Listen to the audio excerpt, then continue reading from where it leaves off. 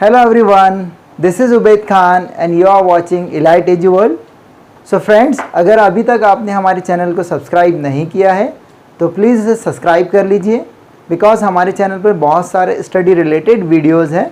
Okay, सो पिछले video में हमने डाइजेस्टिव सिस्टम इसके ऊपर डिस्कशन किया है and we have make the videos. So link आपको डिस्क्रिप्शन बॉक्स में उसका मिल जाएगा. ठीक है, अब हम यहाँ पे स्टार्ट कर रहे हैं the second very important system. Because when we are talking about the life processes, there are basically 4 systems are very important. That is digestive system, the second one is respiratory system and circulatory system and excretory system. So these are the basic 4 systems in our body. हमारे body के 4 बहुत ही important basic systems हैं जिनको life processes भी बोलते हैं. ठीक है, तो पहला लाइफ प्रोसेस हमने डाइजेस्टिव सिस्टम ऑलरेडी फिनिश किया है. तो फ्रेंड्स, ये जो सिस्टम है that is we are going to study about the human respiratory system. हमारा जो ह्यूमन बीइंग का जो रेस्पिरेटरी सिस्टम है वो क्या होता है, कैसे उसमें फंक्शनिंग होता है, that all we are going to study in this lecture. ठीक है, तो सबसे पहले ये समझते हैं कि why there is a need of this system, कि हमारे बॉडी में रेस्पिरेटरी सिस्टम का नीड क्या है, उसका इम्पॉर्टेंट क्या है. ओके, तो उसके लिए सबसे पहले हमको ये समझना है, जैसे हमने पिछले सेशन में देखा है डाइजेस्टिव सिस्टम, जिसमें हम बोल रहे हैं कि the complex molecule is going to be converted into simple molecule. Whatever food we are eating that is in a complex form. So with the help of the digestive system we have converted into the simple form like carbohydrate and starch we have converted into the glucose, fatty acids, amino acids. तो ये सारे simple form में हमने digestion में already complete कर लिया है. अब ये ग्लूकोज जब हमारे ब्लड के थ्रू हमारे ईच एंड एवरी सेल तक पहुंच गया है, बट इसको ऑक्सीडाइज होने का ज़रूरत है, इसको ब्रेक डाउन होना ज़रूरी है and to release the energy. Without oxygen वो ऑक्सीडाइज नहीं होगा. ऑक्सीडेशन ऑफ द ग्लूकोज यहाँ पे होना है, इसके लिए हमको ऑक्सीजन भी चाहिए. हमने एनर्जी तो ले लिया है, ग्लूकोज हमारा डाइजेस्ट हो गया, बट उसको जो ब्रेक डाउन करना है inside the cell that is very important and that helps oxygen. उसके लिए ऑक्सीजन बहुत इंपॉर्टेंट है. और वो हमको ऑक्सीजन मिलेगा कैसे, तो ये डिफरेंट ऑर्गेनिजम्स होते हैं. लाइक जो एक्वेटिक ऑर्गेनिज्म है जो वाटर में रह रहे हैं, वो क्या करते हैं, जो वाटर में डिजोल्व ऑक्सीजन वो ले रहे हैं. Like fishes, they are taking the oxygen from the water that is dissolve oxygen, है ना, और वो गिल्स के थ्रू अपना ऑक्सीजन वहाँ पे एब्जॉर्ब कर रहे हैं. ठीक है, and when we are talking about the human beings और टेरेस्ट्रियल ऑर्गेनिज्म, जो टेरेस्ट्रियल ऑर्गेनिज्म है, तो हम लोग एयर ले रहे हैं. We are taking the air, so we are taking the oxygen from air. हम ऑक्सीजन, एयर की ऑक्सीजन लेते हैं. ठीक है, तो ये अलग अलग हमारे ऑर्गन्स होते हैं. Different organs are different organisms having to take the oxygen and to do the respiration. तो जब हम लोग फिश के और जो ऐसे ऑर्गेनिज्म जो वाटर में रह रहे हैं, so they are having the gills. But when we are talking about terrestrial organism we are having the lungs. हमारे पास बॉडी में लंग्स हैं. ठीक है, तो on the basis of that the respiration, how they are doing the respiration, there are basically 2 types. अब इसमें 2 type कौन से हैं, सबसे पहले हम बात करते हैं यहाँ पे aerobic respiration and anaerobic respiration. ये एरोबिक एंड अनएरोबिक, ये 2 टाइप है रेस्पिरेशन के, है ना. Aerobic respiration means the organism which are required oxygen for the respiration. ऐसे ऑर्गेनिज्म जिनमें ऑक्सीजन का बहुत ही इंपॉर्टेंट रोल है. विदाउट ऑक्सीजन हम लोग रेस्पिरेशन नहीं कर सकते हैं. So we are the aerobic organism. इसके एग्जाम्पल कौन है, most of the animals and plants. जो most of the animals and plants है, we are doing the aerobic respiration because we need more energy. अब अगर जब एरोबिक रेस्पिरेशन होगा तो ज़्यादा एनर्जी यहाँ पे मिलता है, इसलिए हम बोल रहे हैं कि एरोबिक रेस्पिरेशन. अनएरोबिक रेस्पिरेशन के भी 2 टाइप हम देखेंगे जिसमें ऑक्सीजन का रिक्वायरमेंट नहीं है. तो ये ऑर्गेनिज्म बिना ऑक्सीजन के भी रेस्पिरेशन कर सकते हैं. ठीक है, तो ये 2 बेसिक टाइप आप याद रखिए. पहला तो है aerobic respiration which required oxygen, जिसमें ऑक्सीजन का रिक्वायरमेंट बहुत इंपॉर्टेंट है. बिना ऑक्सीजन के फिर ये रेस्पिरेशन नहीं होगा. अगर हमारा ऑक्सीजन अगर बंद हो जाए तो वी विल डाई बिकॉज हम एरोबिक रेस्पिरेशन से, हमारा रेस्पिरेशन टाइप एरोबिक है. और दूसरा anaerobic respiration, there are several micro organism they can be survive without oxygen also. वो बिना ऑक्सीजन के भी सर्वाइव कर सकते हैं, रेस्पिरेशन कर सकते हैं. तो ये सब हम डिटेल में यहाँ पे देखेंगे. सबसे पहले हम देख रहे हैं एरोबिक रेस्पिरेशन. तो इसका जो इक्वेशन है, कैसे रिएक्शन चल रहा है, तो एरोबिक रेस्पिरेशन में जब हम लोग ग्लूकोज हमको मिल गया डाइजेस्टिव सिस्टम से, और ग्लूकोज ये 6 कार्बन मॉलिक्यूल है.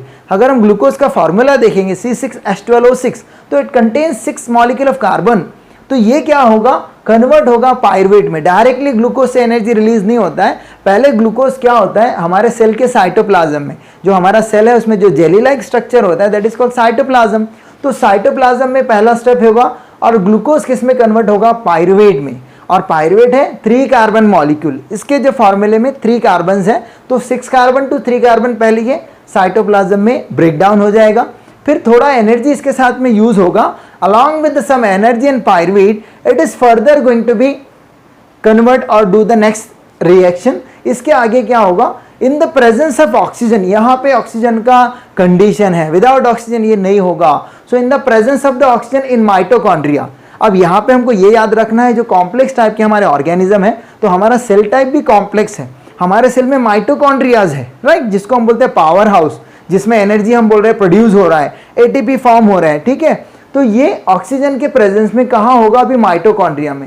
पहला स्टेप हो गया साइटोप्लाज्म में सेल के, दूसरा स्टेप हो रहा है इन द माइटोकॉन्ड्रिया। और यहाँ पे पायरुवेट किस में कन्वर्ट हो रहा है, it is converting into carbon dioxide, 6 molecule of the water and 38 ATP will be get.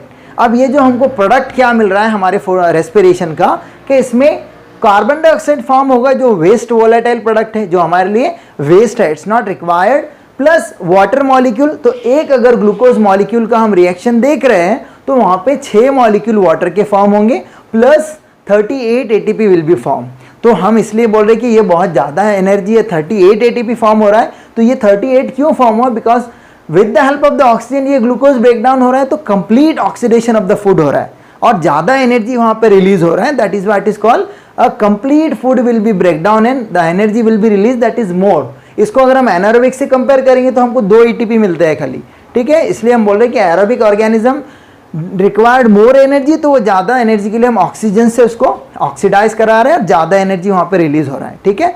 अब जब हम बात कर रहे हैं एनारोबिक रेस्पिरेशन की, तो ये किस में होगा, पहला एरोबिक, प्लांट एंड एनिमल में, हम लोगों में एरोबिक हो रहा है, तो हमारे पास कार्बन डाइऑक्साइड वेस्ट प्रोडक्ट बन रहा है, वाटर मॉलिक्यूल प्लस 38 एटीपी हमको मिल रहे हैं।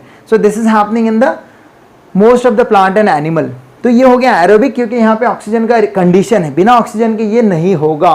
ओके, अब देखते हैं नेक्स्ट टाइप जो होगा अनएरोबिक रेस्पिरेशन, जिसमें ऑक्सीजन का रिक्वायरमेंट नहीं है। So that is called anaerobic, without oxygen और लैक ऑफ ऑक्सीजन, ठीक है।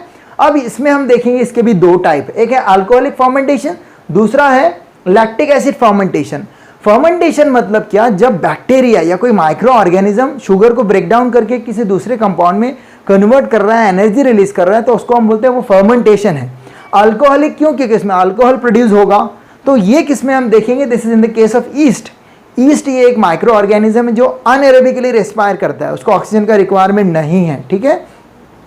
अब एब्सेंस ऑफ द ऑक्सीजन में क्या होगा, अल्कोहलिक फर्मेंटेशन में, यहाँ पे भी ग्लूकोज है। अब ईस्ट क्या करेगा, ये 6 कार्बन मॉलिक्यूल को 3 कार्बन मॉलिक्यूल में कन्वर्ट करेगा, दैट इज पायरुवेट।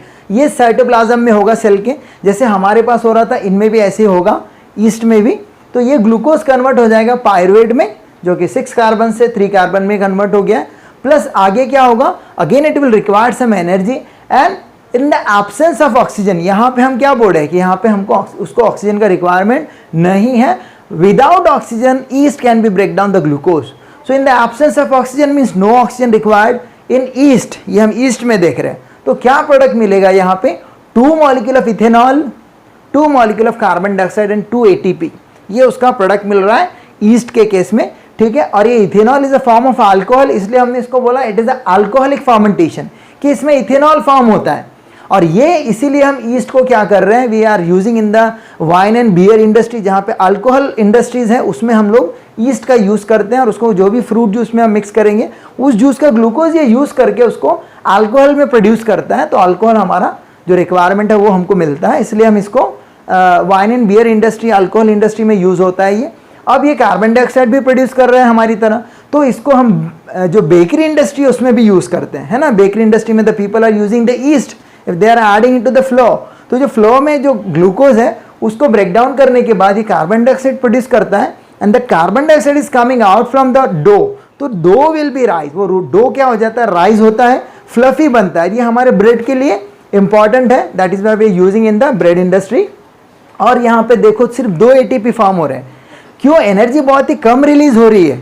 हमारे केस में हमने देखा था 38 एटीपी फॉर्म हो रहे हैं एरोबिक रेस्पिरेशन में, यहाँ सिर्फ 2 क्यों है, कि without oxygen the complete food is not going to be break down. बिना ऑक्सीजन के फूड कंप्लीटली ब्रेक डाउन नहीं होगा, इसलिए less energy will be release. Okay, so it is producing the ethanol plus carbon dioxide. अब ये ethanol produce कर रहा है, that is why we are using into the alcohol industry. इसीलिए ये अल्कोहल इंडस्ट्री में यूज होता है, because they are adding the yeast into some fruit juices and yeast will be break down the juice glucose and it is producing the ethanol. So this is the form of alcohol, so it can be useful in the alcohol industry, wine and beer industry. Okay, तो ये उसका utilisation है industry level पे। Plus हम bread industry में भी use करते हैं इसको, ठीक है, क्योंकि हम जब फ्लोर में ऐड करेंगे ईस्ट को, सो yeast is going to be utilise the sugar from the flour, और वो क्या करेगा, यहाँ पे कार्बन डाइऑक्साइड भी प्रोड्यूस कर रहा है। तो यहाँ पे कार्बन डाइऑक्साइड से क्या होगा, वो जो डो है वो राइज हो जाएगा, the dough will become bigger, तो वो फ्लफ़ी बनेगा। हमारे जो ब्रेड्स होते हैं वो फ्लफ़ी होना चाहिए, that is why we are using the yeast into the bread industry also because of carbon dioxide. तो ये ईस्ट का हमने देखा है, that is called the lactic acid और अल्कोहलिक फर्मेंटेशन। अब दूसरा एक टाइप है एनारोबिक रेस्पिरेशन का, that is called lactic acid fermentation, क्योंकि कुछ ऐसे ऑर्गेनिज्म है जो like we have seen the example of lactobacillus. Lactobacillus is a micro organism which are useful into convert the milk into curd. जब हमको curd बनाना है, दही बनाना है, तो what we are doing, we are adding a small amount of the curd into milk. हम थोड़ा सा दही मिलाते हैं मिल्क में और उसको रखते हैं कुछ समय के लिए। तो उसमें क्या होता है, the curd which we are adding, it is having already the lactobacillus organism which are going to be convert the glucose from the milk and to convert into lactic acid. तो हमारे मिल्क की sugar को lactose में और lactic acid में convert कर रहा है। So that is what is called lactic acid fermentation. ये तो हो गया माइक्रो ऑर्गेनिज्म के केस में। अब हमारे मसल्स में भी क्या होगा, और muscles will also do the anaerobic respiration. कब करेंगे, मगर जब हम बहुत ज़्यादा एक्टिव एक्सरसाइज कर रहे हैं, when we are doing more active exercise, more hard work when we are doing, so our body required more energy. हमको ज़्यादा एनर्जी का रिक्वायरमेंट है, जिसके लिए ज़्यादा ग्लूकोज ब्रेक डाउन होना पड़ेगा और उसके लिए ज़्यादा ऑक्सीजन का भी रिक्वायरमेंट है। अब अगर उतना ऑक्सीजन हमारे मसल्स तक नहीं पहुँच रहा है, तो क्या करेंगे हमारे muscles, without oxygen they can be do the respiration. तो यहाँ पे हमने लिखा है लैक ऑफ ऑक्सीजन, ऑक्सीजन जितना चाहिए उतना नहीं मिल रहा है एक्टिव एक्सरसाइज के समय, ठीक है। तो मसल्स ने क्या किया, एनारोबिक रेस्पिरेशन। तो हम यहाँ पे देखेंगे हमारे मसल्स में क्या होगा, इन लैक ग्लूकोज, अभी ग्लूकोज हमारा है 6 कार्बन मॉलिक्यूल, ये कन्वर्ट होगा पायरुवेट में, that is 3 carbon molecule, plus energy will be use and in lack of oxygen in muscle cells. हमने क्या बोला है, जब ऑक्सीजन जितना चाहिए उतना नहीं मिल रहा है, so in the lack of oxygen the muscle cells, हमारे मसल सेल्स क्या करेंगे, they are doing anaerobic respiration and they are break down into the 2 molecule of lactic acid and 2 ATP, energy will be release, है ना। वो क्या कर रहा है, फिर 2 मॉलिक्यूल ऑफ लैक्टिक एसिड यहाँ पे प्रोड्यूस कर रहा है और 2 ATP, इतना एनर्जी रिलीज होगा जिससे 2 ATP फॉर्म होंगे। तो यहाँ पर भी हम कंपेयर कर रहे हैं, the amount of the energy is very less as compare to the aerobic respiration. इसका भी रीज़न वही है कि यहाँ पे लैक ऑफ ऑक्सीजन है, जितना ऑक्सीजन मिल रहा है उतना नहीं मिल रहा है, तो भी क्या हो रहा है, जितना फूड पूरा कंप्लीट ब्रेक डाउन नहीं हो रहा है, and that is why the small amount of the energy is going to be release. Okay, and the next thing, it is producing the lactic acid. अब लैक्टिक एसिड जब produce होगा तो क्या होगा, that is making the painful situation. अब ये lactic acid हमारे muscles में एक्यूमुलेट होगा, जिससे क्रैम्प्स हमको आते हैं, है ना। ज़्यादा एक्सरसाइज किया हमने, ज़्यादा हार्डवर्क किया, तो will feel painful situation in the our muscles. So the reason is lactic acid. Lactic acid produce हो रहा है तो एक्यूमुलेट होगा और वो क्रैम्प्स हमारे बॉडी में, मसल्स में हमको आते हैं। तो ये रीज़न है लैक्टिक एसिड प्रोड्यूस होने का। तो ये कब होगा मसल्स में, जब ऑक्सीजन जितना चाहिए उतना नहीं मिल रहा है। So these are the basic types of the respiration. हमने पहले देखा एरोबिक रेस्पिरेशन, जो मोस्टली प्लांट एंड एनिमल में होता है, because we are the complex type of the organism, so we using the oxygen and complete food will be break down. Complete food break down होगा तो ज़्यादा ATP produce होगा, 38 ATP। और दूसरा जो टाइप है anaerobic respiration, without oxygen it can be do that. तो उसके भी हमने बेसिकली 2 टाइप देखे हैं, one is alcoholic fermentation and second we have seen that lactic acid fermentation. ये ईस्ट के केस में होगा, और ये एक तो micro organism that is lactobacillus in the formation of curd, और दूसरा हमारे मसल्स के केस में जब वहाँ पे हम एक्टिव एक्सरसाइज कर रहे हैं तो उतना ऑक्सीजन रिक्वायर्ड नहीं है।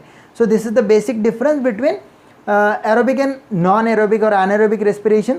Okay, the remaining part, that is how it is happening in our organs, कि कौन से organs हमारे पास हैं, lungs is there, how the air is entering in our body, how it is going to be enter in the lungs and how it is going to be absorbed into the alveolar sac। ये जो part है अब हम next part में continue करेंगे। Okay, तो अब यहाँ पे हम आज यहाँ पे रुकते हैं। ये जो पार्ट है हमने इतना यहाँ पे कवर किया है, that is the types of the respiration, aerobic and non anaerobic respiration. और नेक्स्ट पार्ट में will continue about the organs of the respiration and how it is going to be work in our body. Okay, तो अगर अब तक आपने हमारे channel को subscribe नहीं किया है तो प्लीज़ इसको सब्सक्राइब कर लीजिए और अपने फ्रेंड से भी शेयर कीजिए। तो मिलते हैं नेक्स्ट पार्ट में। Thank you.